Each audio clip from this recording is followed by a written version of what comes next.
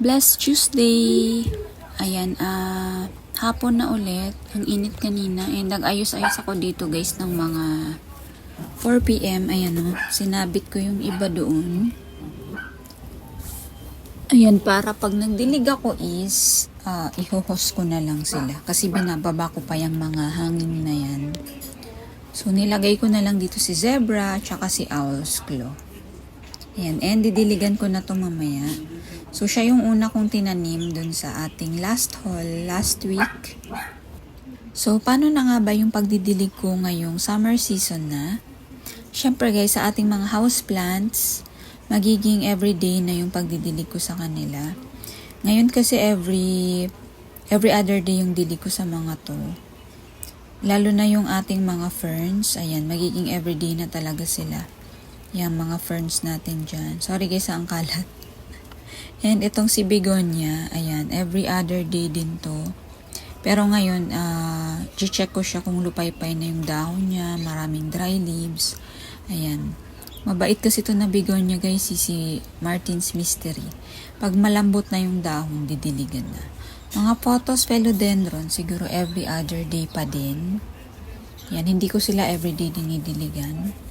Sa ating mga gymnos naman, currently nasa ano sila, within 4 to 6 days yung dilig ko.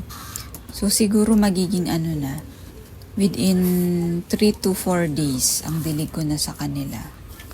Sa ating astros naman, ay ito pala guys, di ba kahapon hindi ko natapos yung pag-aangat sa mga astro. So ayan, tinapos ko na rin kanina. Tas ito, pinalitan ko sila ng pot. Natripan ko lang mag-white pot sila, ayan. So, nakaangat na yung astro. Ayan, inangat ko na sila. Ayan o. Ayan, hindi na mababasa yung kanilang bottom, ano. Kasi sa astro, guys, parang para sa akin, hindi okay na nababasa yung halaman. Kumpara sa gymno. So, para lang sa akin, ayokong basain yung katawan nila. Sa gymno, okay lang. Ayan. 2, 3, 4, 5, 6, 7. 7 yung inangat ko kanina. Ayan. Tapos sa lahat guys, okay yung roots. Pero ito, ang konti. Ang konti ng roots niya. Itong ating Fucorio. 5 ribs. Ayan. Pero okay naman siya. Wrinkly pa nga eh. Ayan, konti yung roots niya.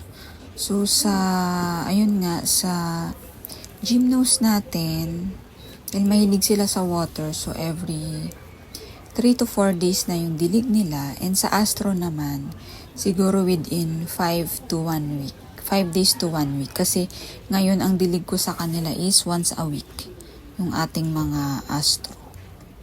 Tapos ito yung mga ni-root trim natin. Itong turtle, tsaka itong gymno na to. Didiligan ko na rin sila mamaya. So, nagdidilig ako mga 5:30 na. 5:30 to 6. Dati kasi nagdidilig ako 4:30 to 5. So, ngayon umuurong na. Itong Francoise ay, ayan, pag dry na. Dati mga ganun din yung dilig ko. 4 to 5 days. So, magiging madalas na din. Ayan, ang mga hoyas, magiging everyday din yan. Ayan, itong mga rubber trees and other house plants. Ayan, everyday ko na silang didiligan. Laki na nito guys, oh. Nabili ko to 3 leaves lang ba na maliliit. Ayan, okay lang ba yan? Ilagay ko dyan guys. Yung aking mga discidias. So, ayan. And ito, didiligan ko siguro by Thursday. I-introduce ko na sila sa tubig. Excited na akong i-ano sila guys. Ilabas. Para ano. Yun kasi ang mahirap sa succulents pag bago. Anuhin mo sa dilig. Magpipigil ka sa pagdidilig, diba? So sa mga succulents guys, ayan.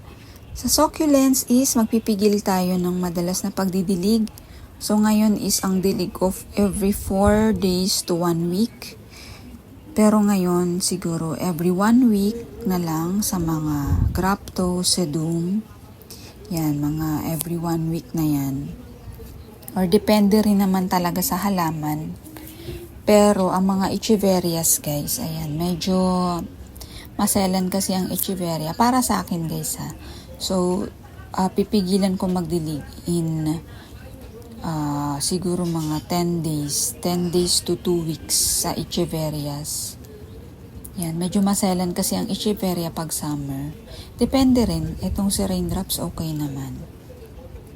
Ayan. Ayan, nilabas ko na si Tinkerbell. Madali naman itong mag-stabilize din si Tinkerbell. Ayan. So, ngayon, mahangin pa naman. Every 4 days pa rin yung dilig ko sa kanila. 4 to 6 days. Ganun, guys. Pero, minsan, ini-skip ko ang mga echeveria. Except yan, blue cloud, mabait yan. Yan. Pero, ang ano pa rin dyan is know your plant. Know your succulents. Iba-iba pa rin kasi sila, guys. Ay, ang aloe, oh. Na-stress na siya, guys. Tingnan nyo. Namumula-mula na siya. Yung isa, ewan ko, na-stress masyado. Nangingitim siya, guys. Check ko nga yan mamaya. So, ganun, guys. Know your plants pa din. Pero, hanggat maaari is, pigil-pigil tayong magdilig basta summer. Kasi lalo na't hindi mahangin, guys, yung maalinsangan. And, pinutol ko tong ating Euphorbia lactea. Mahaba na to, guys, nagka-skills kasi yung mga new growth niya. Nasa loob, pinutol ko na. Pakita ko mamaya. Nilabas ko na rin yan, guys, Ayan, guys, nandito yung ating Euphorbia lactea na ito yung mga new growth niya. Nagka-skills sila, guys. Binrush ko na to. Ayan, may mga nagkatusok-tusok to, guys, kasi nung inano ko dito, nasagi-sagi yata. Napak-apakan yata to. Ang sakit din ng tinik-tinik nito. Gusto ko sana tong itanim ulit. Ang harang din yan sa mga pusa. Kaya lang, natatakot ako kasi baka pa yung mga skills dito. Mahawa yung iba nating mga cactus. Bumili naman na ako ng scale remover. So, ayun. Pag dumating yung scale remover, papakita ko sa inyo, guys. Ayan. Magdidilig ako mamaya, 5:30. 5 o'clock pa naman, guys. Mainit pa. And itong ating Varmerine, yan, didiligan ko na rin siya mamaya. Isa din siya sa kaunahang tinanim ko. Marami na siyang dry leaves, guys. Ayan. So, ayan. Sa mga gym, kasi wala namang problema sa pagdidilig. So, ang maselan lang pag summer sa mga pagdidilig is yung ating succulents. So, pag summer is, tignan nyo, guys, nakaakyat pala yung dito, yung mabait. Ang laki ng kagat niya. Ilang dahon? Dalawang dahon yung kinagat. Oh, no. Maglalagay na talaga ako mamaya ng mothballs. May mothballs ako, guys. Ganyan, mothballs for rat. Ito yung nalaglag ko dati, guys, na gym na, Ayan yung scar niya. Hindi na yan mawawala. Lipat ko nga sila ng pwesto. Kaya hindi siya kasya. Aayusin ko to mamaya. After ko magdilig. So, ayun, iwasan nyo rin magdilig pag mainit pa, guys. Yung iba nga, minsan, may time, pag summer talaga, nagdidilig ako minsan between 7 p.m. to 8 p.m. Hindi pa rin kasya. Yung pag wala ng araw, ayan, ganun. Para naman, hindi yung masunog yung ating mga halaman.